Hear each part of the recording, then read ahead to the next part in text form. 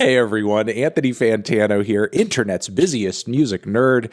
I hope you're doing well. We have a fresh piece of content over here from Pitchfork.com. They're very polarizing. People have a mess of opinions, of Pitchfork's opinions over the years, and it seems they're revising some of their opinions over here, at least in theory. They're rescoring some of their more well-known reviews. Now, we have an intro that sort of explains the philosophy and kind of the concept behind this whole post. I totally identify with and mess with, the feelings of relitigating our feelings about music over the years and all that. I get that. I very much feel the same way. I've done content. I've done videos where I've talked about albums growing on me or kind of, falling off a little bit for me personally after I've reviewed them. But it does say in the final paragraph here, these rescores are not canon. They're not official rescores, which is kind of odd because it's not like Pitchfork hasn't effectively rescored albums and rescored reviews before. But still, I think it'll be interesting to go through all these rescores and see what's gone up, see what's gone down, and how I feel about it. Okay, our first one is a rescore of the debut record from indie legends Rylo Kylie. Okay, I could kind of get, I guess the sentiment behind this one, and that it was the band's debut album. They went on to influence a lot of other groups, put out much better records, and maybe a 4.0 off the bat for one of the more notable indie bands of the 2000s was a little too brutal. Moving on from there, second, we have PJ Harvey, Stories from the City and from the Sea, going from a 5.4 to an 8.4, which I feel like maybe there's less of an excuse for. PJ Harvey at this point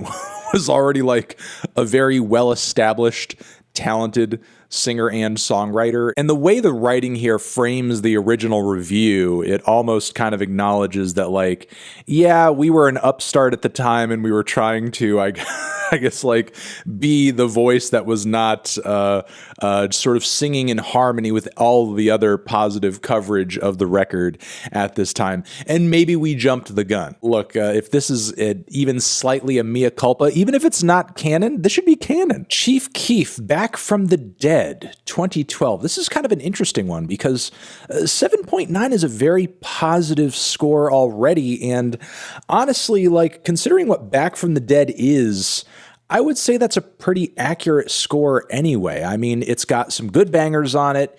It's highly influential. It's gone on to inspire a lot of projects, a lot of singles, a lot of trap music, a lot of SoundCloud rap, a lot of stuff. Even that Cemetery record that I loved recently, Rainbow Bridge 3, is hugely inspired by this era of Chief Keef. Hip-hop would not look the same right now if not for this era of Chief Keef. Reading into the blurb here, it doesn't really give much reasoning for the increase of the score. I mean, I agree with the positive notes that are being said here, but there's not really much to say outside of maybe the relevance or importance of the project growing a little bit as a result of it just kind of, being so influential for trap and drill. Outside of that, it's not the most well-groomed or sequenced record. Wow, I'm kind of blown away by this one. There was a lot of folk punk and anti-folk in the 2000s that got a lot of press coverage and got a lot of shine. It was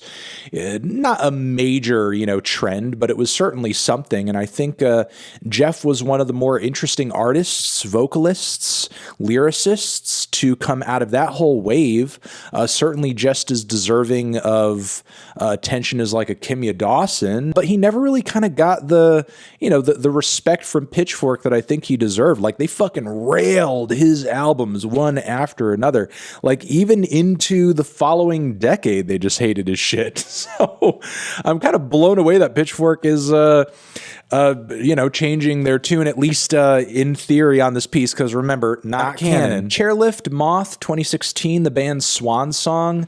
I'm not really seeing the reason for this increase in the score. I'm not crazy about the record myself. I thought that Chairlift was always just kind of okay, not really mind-blowing for indie or indie pop or synth pop in general. I think Caroline Polachek has gone on to do much more interesting stuff solo. This review's not even that old, and I guess, it's totally fine to change your opinion whenever or wherever, but, the increase in score isn't that significant. Review's not that old, and it's not like, general different of the record have changed all that radically since it dropped. So, just kind of seems like a very personal, I'm going to eke this just a little bit. Foxygen, we are the 21st century ambassadors of peace and magic. 8.4 to 6.3. Wow.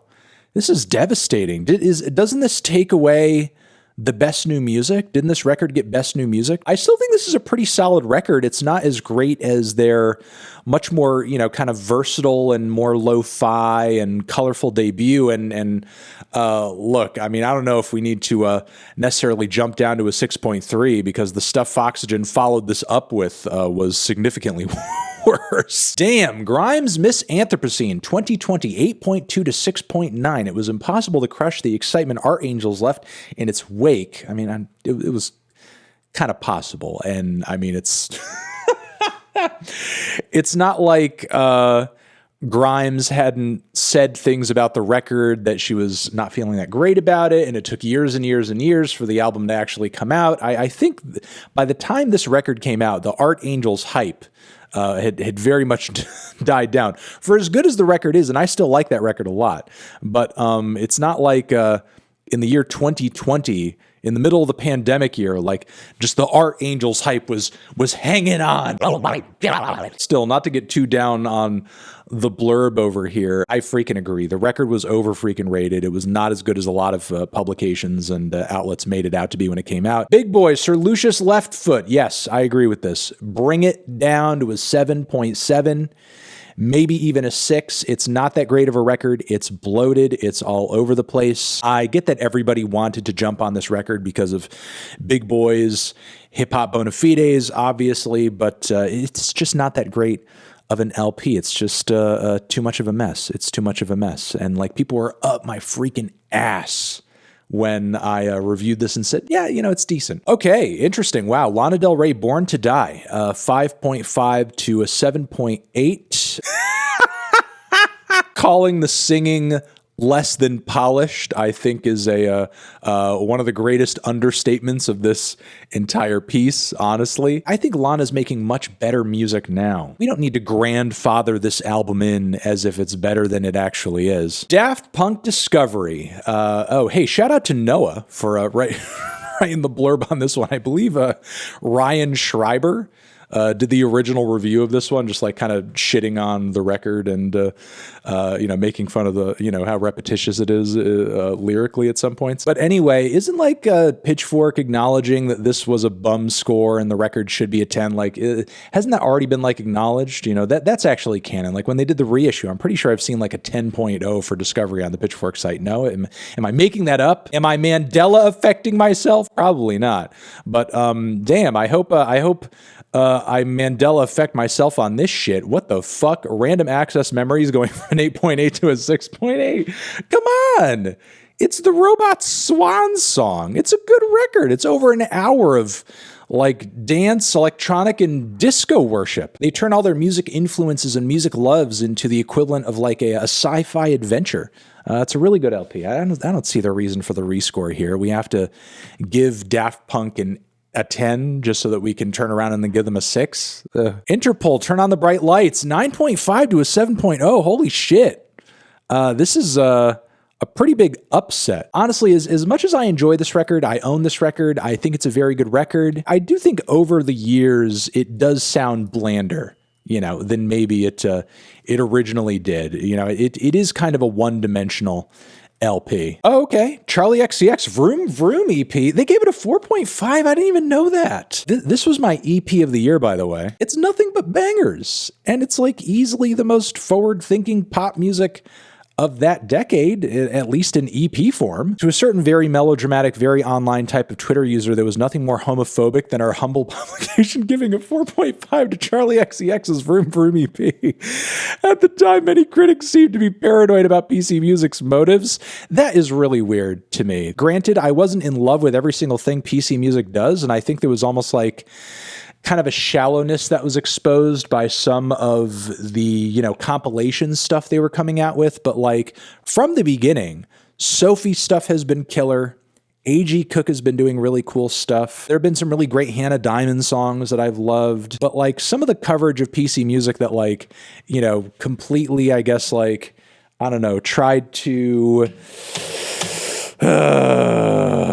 Look, I'm somebody who didn't love everything PC Music did up to this point, and also up to this point, I didn't really like much of what Charlie XCX did. I'd given Charlie XCX like some very negative coverage before. Like I completely just, crapped on her stuff and was like, no, like this is just boring. This is uninteresting. This is whatever. But as soon as this came out, I was like, this is the fucking shit. This has been an interesting little piece.